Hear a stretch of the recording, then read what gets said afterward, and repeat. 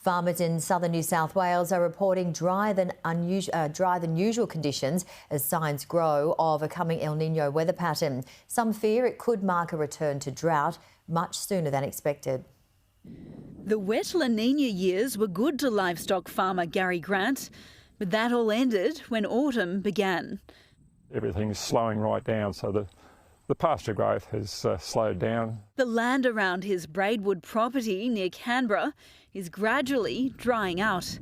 Once muddy paddocks are now firm underfoot.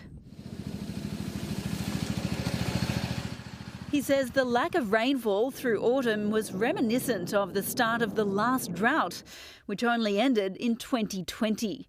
That spell was the driest 3 years on record for New South Wales. Rainfall-wise, I think we're about similar to where we were in 2017, which was drying off.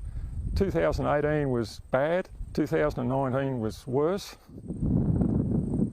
Under the looming threat of El Nino and another extended dry stretch, he's selling off stock earlier than usual, concerned over a lack of feed. And he's not alone. And we're seeing it in the cattle sales.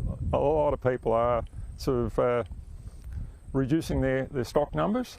With drier conditions also comes the increased risk of bushfires. And after 3 years of excessively wet conditions, there's plenty of fuel to burn. Across the state, the Rural Fire Service is well behind on their planned hazard reduction burns, partly because the start of the year was so wet. And with those high grass fuel loads and forested areas that are starting to regrow, we are very concerned about what it might look like, not only next season, but even the season after as well.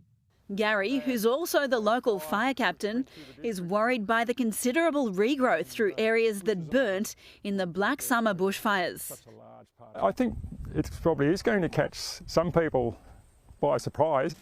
The dramatic swing from flooding rain to dry weather, setting the scene for a difficult and potentially dangerous spring and summer ahead. Rhiannon Elston, Sky News Weather.